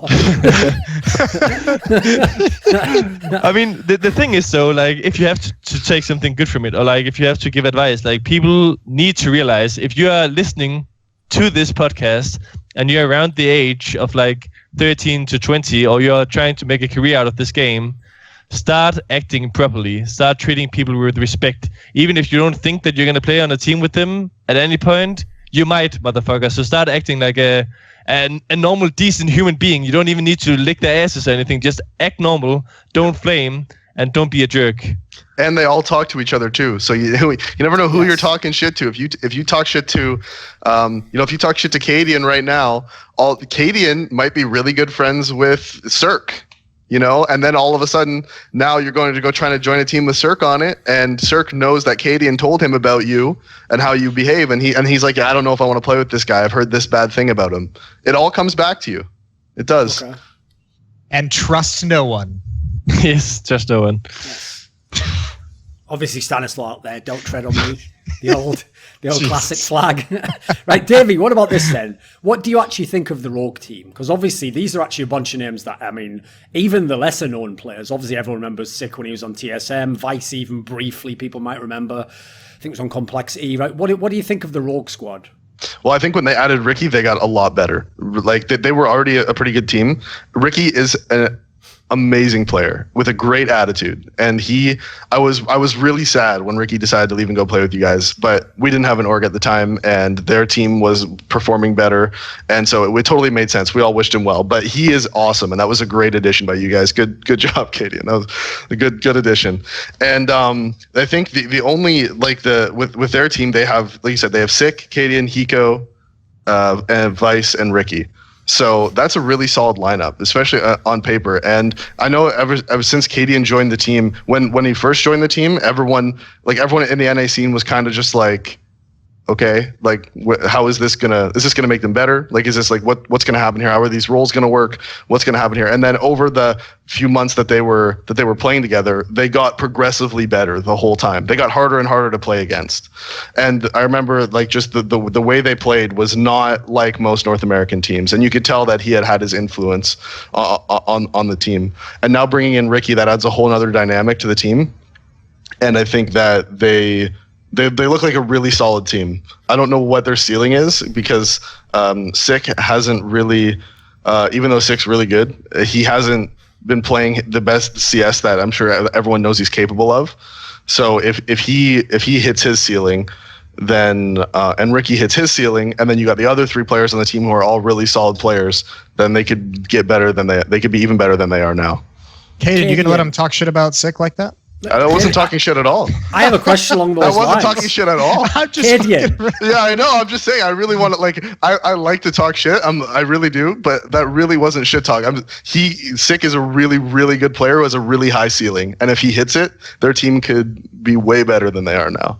cadiaN, I know people. I hear things. I heard that one of Sick's problems in his career has been flagging motivation. Like, he isn't always super motivated, doesn't put in the hours. Is any truth to this? I mean, I guess to a certain extent, yeah. I think, like Davey is saying, there's no doubt about Sick's like skill ceiling. I think his main focus points for the future should be like motivation and mentality, basically, because he definitely has the mechanics and, yeah, I mean, he even has like the communication abilities as well. Like, if he wants to, he can be good. But he can also kind of be the guy who is like, if he's not feeling the other teammates, it has a big influence in like his motivation and so on. Okay. I got a funny story about Sick. Yeah, go on. I remember when Corey told me this story about when they were playing on TSM, and he said Sick used to be he was the funniest person to tell him that he was doing something wrong, because what he would always be doing wrong was taking fights when he shouldn't. And he told me there was a round where he was playing Inner on Train, and there was a bunch of guys grouped up in the brown halls, like on the top of the lower ramp, and Sick peeked from the bottom, peeked into them, and killed one and then died or something. And Valens, I think, who was their coach at the time, it might have been Corey, who said to him, and he was just like, dude, you can't peek that. There's 2 minutes. Like, you can't just like peek into that. You have to wait for them to come so we can support you. He's like, I should have just headshot all of them. Yeah. Like he really thought that like I should have just killed them. Like, they were all right there. I should have just killed them. It's just like, no, man, you can't do that. Like, that shit gives me a fucking migraine. Yeah, he doesn't even see the problem is peeking, not the fact that he just didn't kill all of them. He used to do that a lot on like upper B on Cobble too, where he would like peek deep into B and then like die, and he'd be like, oh, dude, I should have killed them. I had that kill. It's just like, yeah, but don't peek it, man. Like, just don't. So apparently, and Corey told the story as like a funny story, like how that used to happen all the time, and they would just laugh about it. Like, it was like, well, all right, man, sure. What about, where is Hiko at, cadiaN? Because I know that from his time in Team Liquid, he was always saying like, oh, maybe this is the end for me. Like, I want to be on a team that can like go deep in majors, because that's all that's left in my career to do, And then obviously that hasn't been the case for the last year and a half. He's been playing in these lesser teams, but he hasn't retired. So where's Hiko at? I mean, how about I just make a quick run through of like everyone? Yeah, why not? Let's fucking do it. So, well, Vice is obviously the least experienced player in the team, even though when Ricky joined, he made a comment that Sick and Vice was equally inexperienced. Kind of, he was like, "Yeah, you two are probably the the most inexperienced players in this team." And Sick was like, well, I just fucking made the semifinals of ESL Pro League, and I just made yada yada at whatever that tournament you always mention, Duncan, ECS final. Yes, exactly. And so on. And yeah, Sick wasn't too happy with that. So they figured that out, and that's all good. But Vice is the least experienced player in the team, but he has a good mentality, and he's all around good player. Like, he's not afraid of like taking a spot that's maybe not always the most fun to play. And he's no bitch about it, and he's grinding very hard. So he's doing really good, even though he's fairly new. Sick, obviously coming from Misfits. Talking about what you guys were saying earlier with like teams signing players and making like a kind of profit about it, or whatever. Like, we got Sick for free when he just got out of the major with Misfits, which I think was a scoop, especially considering where we were as a team, because we were pretty pathetic. Like Davey was saying, like, we've been progressively getting better, but we haven't always been in a good spot. Like when we were in the beginning, like with Shinobi and Wrath, we were utterly shit. So us getting him was a bit of a scoop. So that was the first good thing for us to do. And he's mechanically super good. He is also pretty good at communicating. He has his days where he's less happy than others, but I think he's a very important piece to our team. Ricky, like Davey said, a fucking baller, and what a fucking signing, because, I think one thing to notice as well is we took out GMD from our team, who was actually playing pretty well and doing good.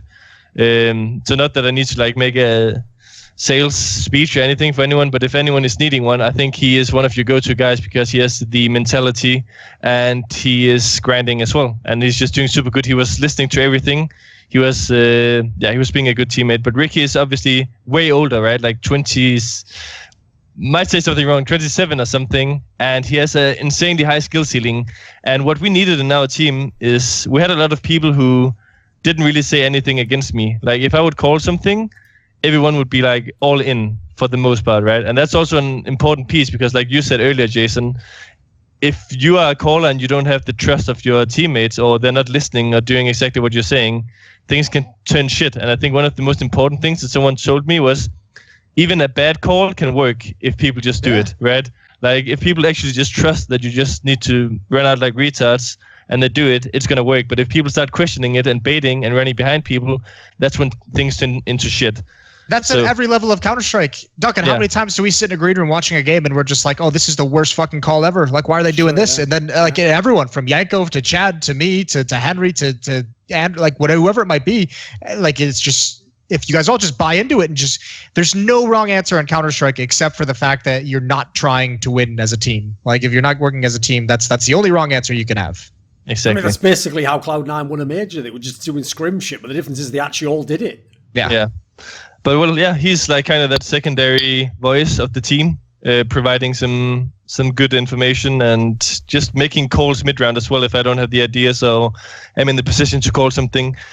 And then your boy Hiko, Duncan, your good old boy Hiko, where's he at? Still baiting, still admitting to be baiting, but fair enough. That's also the role.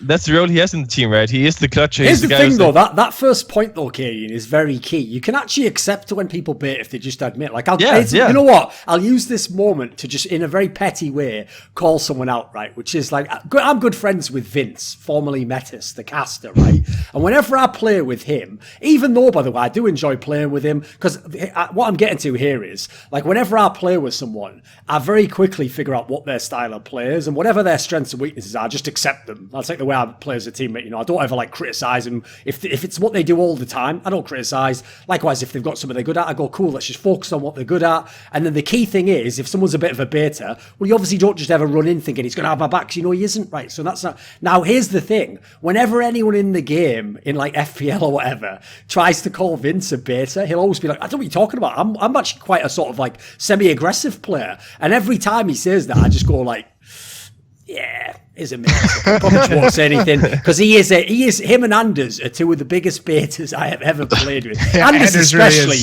is criminal what a beta he is, because the thing that Anders gets away with is, because everyone playing in the game wants to play with Anders, and like half the people in the fucking server are just the fucking semi-pro obscure guy that's like been boosting him to global elite. No one ever calls him on his shit, so he's just baiting the fuck out of everyone. And it's like when you're all dead, you just look over and it's like Anders with like a deagle and an AWP just like hiding around a corner somewhere. Never getting any kills, by the way, just like hiding around a corner. You're like, well, you don't even say anything. So anyway, Vince would just do that as well. But like I say, his problem is he couldn't admit it. Like in his brain, he just thought of the 3 times he did like run around with an AK. And he's like, no, I think I'm a fairly aggressive player. It's like, yeah, I don't know about that. Like, you know. And here's the thing. It wouldn't even be that bad if you just admitted it, Vince, because you're actually pretty sick players, pretty good in clutches even. Like, I could live with it, but just don't sell me horse shit and tell me it's chocolate. Come on.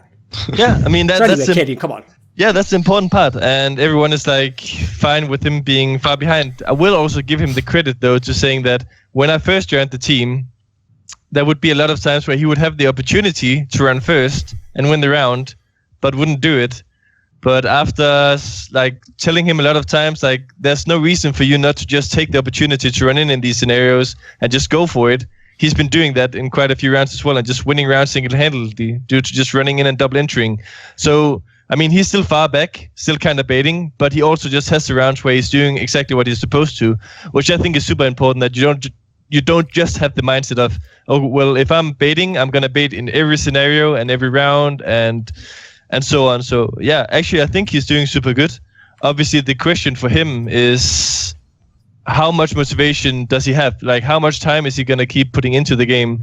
Because I think that from what we can see is that he is still, by all means, keeping along with us, like with the 4 other players in Rogue. Like he is not by any means falling behind. He has his big rounds, he has his clutches, and he's doing a lot of good shit for the team as well. Also, he's just mature. Like, he's one of the only players I've ever played with where when I give him criticism, he just says, yeah, you're probably right. Like, he might not fucking agree with what I'm thinking or saying, and he might think that I'm an idiot, but the thing that he just says, yeah, you're probably right, and he just thinks about what I've been telling him instead of continuously arguing about every single thing, which gets so draining in the long run. It's just so important for a team. So I think he's doing super good, and I'm actually very happy to play with him. Can I put you on the spot here, Katie, really quick? Yeah, sure. Just qualifying for the major, what is, for how your team has improved and where you guys are at right now, what is a realistic goal that you guys are setting for yourself going in? Is it to get out of groups? Is it to cause an upset? Is it to, like, knock somebody out of the tournament? Like, how far do you guys think you can go with where you're at recently? If you ask some of the other ones, they'll probably say something like quarterfinals or something. I'm a bit more realistic. I would say that making it to the next stage is very doable for us. I wouldn't say it's like a must or something like we need to do, but I would say there's a lot of teams where we're on the kind of same ceiling as they are, and we can definitely do it. Also, just looking at our 2 only LAN results with this 5, we made finals of both, right? So something is going in the right direction, and we don't have, like, this is the most calm team I've ever played on, and in one way it's really good, but in a second way it's also just super annoying because we're sitting there winning rounds and stuff, and I can literally hear myself pressing on the keyboard because we're so fucking silent. So in one way that's a good thing, but it's also like when you play other teams that's yelling, it's a kind of roller coaster effect. Like, when Ye is yelling all the time at the miner and he's doing good, it can work, but as soon as they start losing, it's also just tilting as fuck, right? So all I'm going to say is this. Everyone out there loves to hype the fuck out of that Optic Gaming lineup. Like, oh, it's so sick, look, Juggy, fucking KHP, config. All you need to know is this. Rogue beat them in a best of 1, and your boy cadiaN was fucking top fragging, and config and them were just looking on like, wow, that's what a real man looks like. That's all you need to know. That happened. That was real life. That happened, okay? Oh, true. God. It's all true, all facts, right, cadiaN? Yeah, I mean, the second part was obviously a joke like that. Wasn't actually factually accurate about the looking on like a real man, but the rest of it was all facts. Yeah, I mean, honestly, that win was like kind of important just for me personally, because obviously Yugi is insane. Yeah, exactly. Yugi is insane, and I don't blame them for playing with Yugi over me. But every time I play a Danish team, it's kind of important for me to just showcase, like, yo, I should be on your team the next time. You know what I mean? But are you like the fucking high school girlfriend that every time you go to the reunion, you got to show all the boyfriends what they're missing out on? Nah. Like, I'm just at this point, I'm just fucking chilling, dude. Like, whatever happens. Right now, I'm in NA and I'm on a team that I'm happy to play on, so no stress or anything. Where do you live in NA? Vegas. Oh, so God. the salary is gone pretty quickly, you know, if you no, if you have one rough night. Yeah. What was her name? For both of you, cadiaN and DAVEY, can you guys give us one team that's either, I guess maybe one, you can either do like an MDL team that you think is going to be good within the next, like, with soon, like one team that you see good things out of, that you could see them surprising that people probably won't know about, or maybe a team in Pro League that you think has made great strides, or a player that you think is going to come out of nowhere in 2019 to be like an impact player on a team that we probably haven't heard about. cadiaN, you want to take this one first? I need some time. I mean, I need a little time to think about it. Like, is there any hope that there's going to be like some new team or some new player in the NA scene popping up next year? Yeah, so basically, I think people should try and look at that Infinite guy from Dignitas, even though he didn't have like a super sick minor LAN. I think he's been having, like, when he was playing, I don't even remember the name of the old team, but whatever, Gorilla Gang or something, when he was playing with them, he was actually pretty good, and he would be the guy that could single-handedly win some series and be like plus 30 on a best of 3.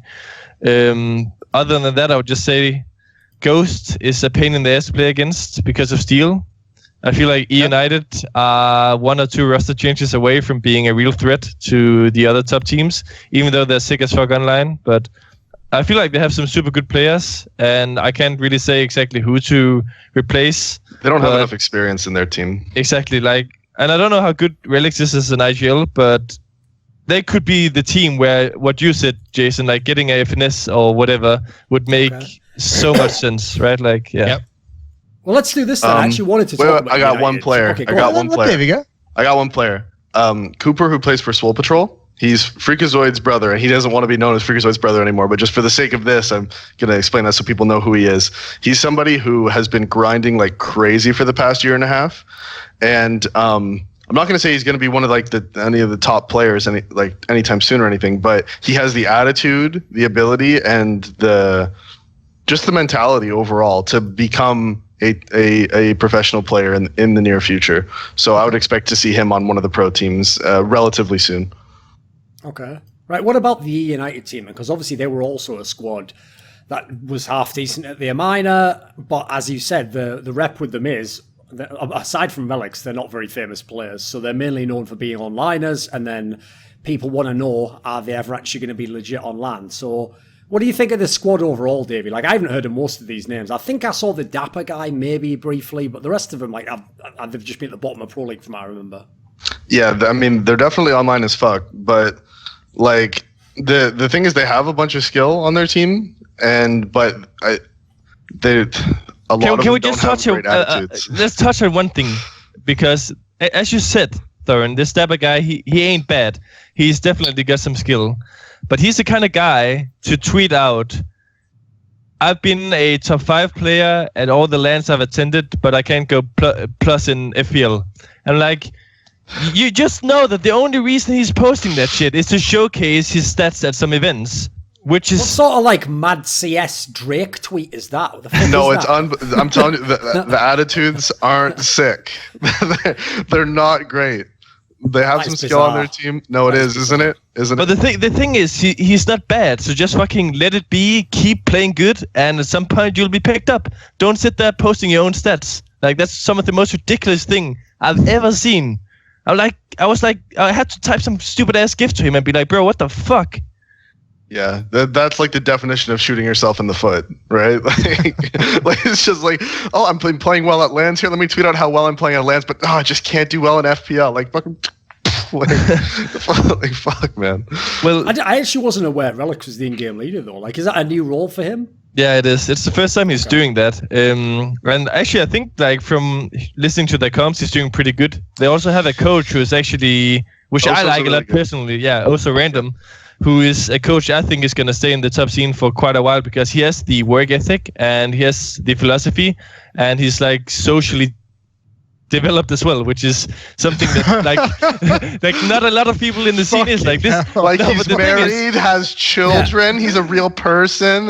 No, apparently Moses, he was actually the coach of that Rise Nation team, if you remember. We talked about them a while back. So apparently he has done some. And he can tie his shoes. That's great. I hope that some of you can agree, because the thing is, a lot of people in this scene, especially like coaches, either they're tactically very well-rounded and they're smart at CS, but they don't know shit about managing a team or talking to human beings, or they're super good at talking to human beings, but they don't know shit about the actual game. And I feel like he has both. And to pick one player who's super good in the team, I think is Moose. Moose needs to step up his shit in terms of mentality, because he's the kind of guy at DreamHack Austin who for the first 10 rounds is going to sit and play on his knees because he feel like the gaming chair is at a different height. I'm just like, come on, because he's actually super good. He's going to make a lot of big series. He's super talented, well-rounded, can AWP, can rifle. He's one of those kind of guys. No, it's going to be all about the attitude and the mentality with those guys. And I agree with Katie, and they're 1 or 2 roster changes away from becoming a really good team. Okay. Thing is, I could actually see a world in which Relics could be a good in-game leader. Obviously, I don't know anything about him in Counter-Strike if he's any good, but part of being an in-game leader, as we referred to earlier, it's not always about calling the best strat. It's about making the read and making a good decision and knowing what you should call, and also convincing people to come along with you. And all I'll tell you is this. I've seen some of the girlfriends that Relics has had, and he is fucking punching well above his weight. And he has had some straight fire hotties. Like, all you need to know is get on his Instagram. He's had a couple now. This boy knows how to attract them, how to reel them in, how to close the deal. And then he's fucking, listen, he's balling. He's just going through them. He's just going to the next one, next. So I could see a world in which it works. Listen, I don't know whether it's just me and he's nailed my particular taste. A lot of them are Asians, to be fair. But all I'm telling you is, it's straight, maybe it is sort of like scratching the itch I can't get to anymore, Moses. I can't go to Korea. I don't know. But I appreciate it. Listen, anyone who's seen him knows that's some real shit. That's some real shit right there. You know what the get on that Instagram, that Relics OG, get on there. People are going to take what you just said poorly. Some people are going to take it poorly, even though it's a mad compliment. Some people are going to take that as a bad thing. I was giving him some love. I was giving him shine. I thought it was legit. Okay. What about this? Yeah, go ahead. Oh, go on. Well, since we brought up Ghost Gaming earlier, there was some news, I think it was today actually, that Crystal, the German player who famously a long, long time ago he's on Penta and ESC way back in the day, and then most recently was on the Imperial, and there was this whole drama where the star player wanted him kicked from the team because he claimed he was like too strict or something stupid like that. Actually, funnily enough, that guy actually could be the European version of what we were talking about with NA players before, where they think like skill trumps all. So anyway, they brought in Crystal, and I saw that Steele said something along the lines of like, he wanted like another person who could like help with calls and stuff, and they're going to use him at this Zotac Masters Cup and DreamHack Masters Stockholm, because everyone forgets Ghost qualified for DreamHack Stockholm, so they've got some sizable tournaments coming up soon. What can you tell us about the Ghost squad, cadiaN? Like, there's a few names people will know. Kusta, obviously, Jason's boy. Here's the thing, I'll give you credit, Moses. We both had our foolish picks. Yours was Kusta, mine was Roker. Now, if we could both go back in time, we'd both take them back, obviously. You know, we'd go and get some different ones. I would not. And I also did go the other way and basically say that like it's almost certain Stewie 2K won't be good. So we've all had a few gambles. Just swing it. Sometimes you don't always hit the home run, Duncan. I don't have as good a feel for the Asians as fucking Relics does. I just sometimes I'm hit and miss on it. I don't always know where I'm going. Which one's a good one? That's not bad actually. That's not bad. I know. And then they do also in this team have the infamous Sub Rosa, who I don't know if he stopped cheating yet or not. If he only does that online, I don't know what the situation with him is, but I do like the fact that a lot of people have missed this detail, Jason. Remember when Steele came on our podcast and said on the podcast that Sub Rosa is cheating and now plays with him. So he's done the classic Ryu move of like, well, if you can't beat him, just get the cheater to join you. It's like, that was when that AIM deathmatch clip came out or something, wasn't it? Or that yes. Your fucking style. The one where here's the key, right? I'll tell everyone right now. Here's how you give yourself away if you're a cheater. It's not by how blatant you look. It's not by the fact that other players say you cheat. It's always the excuse. If your alibi is shit, then I'm just going to go ahead and go, I think you're probably cheating. Because here's the thing, there's normal explanations for most weird things in the game. So if everyone's like, that clip of you warming up looks like you're just aimbotting, and you go, nah, I invented a new way to aim. It's like, you're going with that angle, are you? You just invented a new way to move your wrist to the side and forward, you daft cunt. That doesn't even make any sense whatsoever, does it? Unless you go to LAN and your arms are just wrapped like a pretzel or something. I'm not buying this angle, like, it doesn't make any sense. So anyway, that's a roundabout way of asking. cadiaN, come on, tell me about Ghost Gaming. What do you think? Well, so first of all, actually, Sabrosa was supposed to join our team when we were... Dodge the bullet on that one. Potentially, he was supposed to join our team, and then the whole thing with the sick came in, and then we were like, fuck it, let's also get Rix, who we ended up kicking after 8 days, the day before we're traveling to bootcamp. That's for another time, potentially. But I think actually Kusta has his games. From what I've heard from everyone is that guy is all about confidence, and sadly for the most part he doesn't have it because he is insanely talented. Steele, I will just go out and say, without Steele, that team is bullshit. Like, they can't do shit. We also played them in the qualifier when they didn't have Steele. Yes, they did play with their coach, which is obviously a huge lack of... Yep. Yeah, I mean, just touch of the game. Steele was still there. Like, they were all in the same room together. No, he was actually... Yeah, but he was he had to stream while they were playing, so they were sure that he wasn't like helping them and shit. But Steel is everything in that team. Steel is wait. Why couldn't he play? What happened? Major qualifier. I don't know if you remember the scene, but a few years back, there was this team that thought, well, no one will ever catch us. What's the point? And then basically all of them, except the true villain, Skadoodle, actually got banned from the game, you know.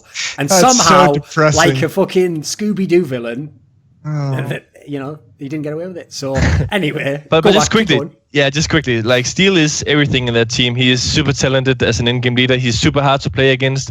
He knows when to change the pace of the game. He knows how to break down your default. Like you just don't win by doing the same shit against Steel, because he's gonna figure out a way to fuck you up. So Steel is super good. I'll give him that. For Sub Rosa and Wardell, I'll say Wardell definitely has some mentality issues. But yeah, I won't go too much into that. But just from talking to people, and also he was supposed to join Rogue, right, and left on match day or whatever the fuck that was. But he has some issues, and he needs to stop saving his AWP all the time. Maybe Steel has told him to, but there's been like 1.5 seasons of his competitive play where he's just been saving every second round, which he needs to stop, because he knows how to shoot with the AWP, so just stop saving it consistently. Start using it for something more aggressive. And then adding Crystal, I mean, he could be that kind of supportish player, right? Like, they wanted Poyo to be more of a role player, I guess, and he couldn't. So I think Crystal has like the experience to just fill in every role. I'm not sure about his fracking ability, though. I will say as well, this is a really good spot for it, is that since we talked about this earlier about in-game leaders, if you're someone who's thinking and wanting to get better at being an in-game leader, Steel does a in-game leader YouTube series with Predator. So go check it out on his Twitter, his YouTube channel. It's good shit. I think Steel's super knowledgeable, so it fully makes sense to me that this team just falls apart if he's not actually leading them, which is a shame for things like the major. But yeah. Obviously, he used to be one of the all-time great observers. Ironically, now he has to observe all the majors. David, I actually like him, obviously. David, tell me about. Are we the only team noticing the thing about Wardell? Oh God, no. Dude, we had like an ongoing joke whenever we scrim against them. It'll be like a 2-on-2 or something. I remember the one time, it was the funniest one I've ever experienced. It was 2-on-2. We're scrimming on Cobble. This is a couple months ago. Bombs planted in B. Wardell is in like, you know, in connector, like at the doors, like trying to like find a peek in the site. His teammate runs through the doors to the rock, starts pushing the site, gets to the chicken coop, and then dies. And Wardell is still in the connector, posted up. Yeah. And when his teammate dies, he just turns and runs away. And we're like, well, nice, you're saving again, huh, Wardell? Didn't think you were gonna go for that 2v2. No, he does it all the time. He'll do it in 2v2s. He'll do it like advantage situations. It's the funniest thing. We make fun of him constantly when we're scrimming against him for it. Yeah, because it's hilarious. No, you're not the only ones. I think everybody notices that. Yeah. But it might be part of their, I mean, admittedly, they were doing it before Steel was on the team, but maybe they're telling him, like, just always keep your op for the next round if you can. Maybe they're telling him that. The thing is... But there's sometimes when it's not the right time to do that. The annoying part is that he's actually fairly good, right? Like, he knows how to shoot people and stuff, so just stop being a bitch about it and go out and help your team. Like, that's where the whole thing is. Like, I wouldn't give a shit if he was bad. I would just be like, okay, this guy's bad. Do your thing. We call that Anders syndrome. Yes, like that's Anders Bloom syndrome. He literally is too scared to die to actually play the game. So it just turns out when everyone's dead, he's just like still walking around the corner 15 yards behind you, having to clutch a 1 versus 3 or something. Yeah, never does it, of course. Just dies. And then even better, just get someone to drop him an AWP, because again, even the players he's playing with know which side their fucking bread's buttered on. In fact, that's sort of a metaphor for Anders' life. He's you know, he's fun to be around. He's not doing that much, and at the end, people just drop him an AWP for no reason. If you actually know him as a person, that's a straight fire fucking analogy as well. Sadly, you all just know him as a guy who laughs on camera and says things like, "Listen, man," which is when he has nothing left in his brain. That's when he's just idling, like, "Listen, man." No, yeah, I'm listening. When he starts a sentence out with "listen," that's when you really do have to tune in, because he is going to say like the most mental thing ever. That's when he like starts talking about fucking aliens and gay frogs and shit. I've got one last question though. Since we covered a lot of the NA teams, obviously a team that is playing in the NA region but has been massively underwhelming is the NTC lineup, the one that actually on paper had all these mad good players like FNX and Phelps and KNG. I don't think they are playing in the NA region. They're not playing NA at all? No, they weren't. They weren't in it. They Right. they did a season back in Brazil or something like that. So you didn't get to scrim against them or anything? No. Ah, okay. Well, there we go then. That's ruined your last segment there. No, it's okay. In many ways, they've let me down one last time. So, yeah. Oh, go on then. Tell us about the Luminosity team, because obviously they just got Henny and Lucas, so, I mean, some big names there. What do you think about this squad? Because they've been around for a while in the EPL with the old lineup, but they just never did anything offline, so no one really knows them. I think adding the players they added has really hindered Yell a lot. And I really like Yell as a person and as a player. And I think making the pickups that they made have really just like shut him down. Like he can't be the player he wants to be now with the current lineup. And they're just not playing to their full potential. I don't know why or what they need to do that. But I just know that he has looked a shell of himself since they made these roster changes. Is Steele a masochist? Why is he playing on a team with Hetty and Lucas again? Why has he gone back to this? Because there's the thing, you know how it is with the bad boy. You tell all your friends, oh, he didn't treat me like shit, you know, he was always out drinking. And then you're like, but you don't know him like I know him. And then next thing you know, you're back again. Because that's what because really, this is the thing, girls, is you have to ask yourself, why do you keep attracting men like that? Why is that your type? Ask yourself that, Steele. I mean, obviously, Don't tell them that. I'm obviously not here to like trash on the Twins. I think they're both good players, and obviously they did phenomenal at the major. But I just don't understand after everything that went down why Steele like leaves Team Liquid to go join Hetty and Lucas again. It makes no sense. And I think you bring up a really good point, Davey, because from what I saw, Yell is very, very talented, inexperienced, obviously. So is Nekaz. I've seen both of those guys have like phenomenal stretches throughout the course of a season, and it just seems like this is going to be like, obviously when those guys come in, they're going to become the focal point, not only in terms of strategy and like, you know, firepower and everything, but also in the sense that, you know, those two guys have, from what I know of the Brazilian teams outside of MIBR, is those guys like dominate the personality of the team as well. Like those are going to be like the loudest, like emotional guys who really kind of shape the way the team is going to, you know, the attitude they're going to have in practice and matches, the mindset that they're going to have when they enter games and everything like that. Those seem like the guys who take over that kind of, they're like the zeitgeist of the team, I guess is the best way to put it. Maybe they were all really depressed and needed a little pick-me-up, you know? Let's bring in Henny Lucas. Everyone will all start having fun. We'll all start smiling again. Yeah. You know? Duncan, after reading a tweet today about that if someone believes Astralis is not going to win the major, they should make a piece now. I want to do 3 questions super quickly for Davey, which is like 5 seconds to answer. Speed round. Yes, exactly. Who's going to be better in the next 3 months? E-United or Ghost? Ghost. Who's going to be better in the next 3 months? Swole Patrol or Dignitas? Dignitas. Who's going to be better in the next 3 months? Complexity or Rogue? Oh, fuck. Oh, he's paused now. No, that one really... Now. I honestly don't know. I don't know. Dude, okay, just say not Rogue just to piss him off. If I had to pick one, I'll go with Complexity because their end game leader is better. Yeah, maybe. I don't know. I don't know why. I was trying to think of why I was going to go with Complexity, and I'm just like, I think it's just because I know them better. Like, I really do think that's the reason why in my head. And the last one, who is the best NA team by the end of 2018? Energy. No, surely not. Better than Team Liquid? Yeah. You'd have lost your mind. You forgot about Team Liquid, didn't you? I did forget about Team Liquid. I had Cloud9 and Liquid out of my mind at that point. I was like, I thought we were talking about everybody else. And you're like, better than Team Liquid. And I was like, no. All right. No. Yeah. Who the fuck is on Dignitas these days? The male team. Well, I can tell you right now, Moses. Do you remember... Right, I know not a lot of people have heard this story, right? But there was this game where a team called LDLC played against CLG on Dust 2 at the MLGX Games Aspenland. And the reason why I bring this up, right, is because no one's actually ever seen PTR since. Apparently, all that happened was he was involved in some sort of a plane ride where he busted his foot up, and then they had to bring in a guy called Tabson to stand in for him, drop 30 plus, beat Envious on LAN. So there was that. And then after that, he was in NRG, when God B was the league, God B just took Big all the way to a big grand final. Yeah, well, PTR was part of the reason why you didn't hear about it when he was on NRG. And basically, for about 2 or 3 years now, he's also starting every story like, hello, I'm PTR. Do you remember a team called LDLC? They were the best in the world, and it was just 2.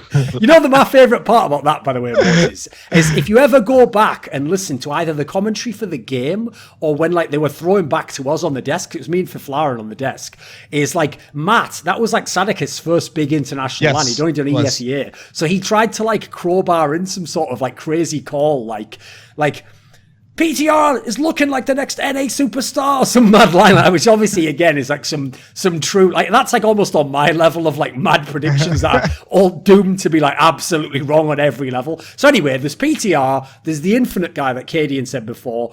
There's a couple of other names that are vaguely known. Give us the Mitch is very good. Mitch is a really good player. Mitch used to obviously play with Nifty. Mitch is very good, but Davy's team decided to kick him. So, did see him online, to be fair. But. Hands up. Well, one thing I will say though, just quickly, Duncan, touching I can't talk about it, but believe me, Mitch didn't deserve to get cut. Okay. Duncan, just quickly touching about that LDLC game. Actually, that was one of the only games I've ever watched of CS where I was considering just quitting. Because if some complete random, no name from NA can just go to a LAN, just destroy the best team in the world, then what the fuck am I doing with my career? Might have just called it a quit. There might be hundreds of them out there waiting. But luckily, that's not how the story went. So I'm still alive, still playing. You got the last laugh. Yes. Barely. No, to be fair, you're at a major. I mean, again, all he did is LDLC and does 2 once ever, so... Anyway, this segment isn't supposed to be just exclusively bashing PTR. That was just my preoccupation. So what about actually, I like him. I actually like the guy. He's actually not a bad guy. Yeah, no, he's a super nice guy.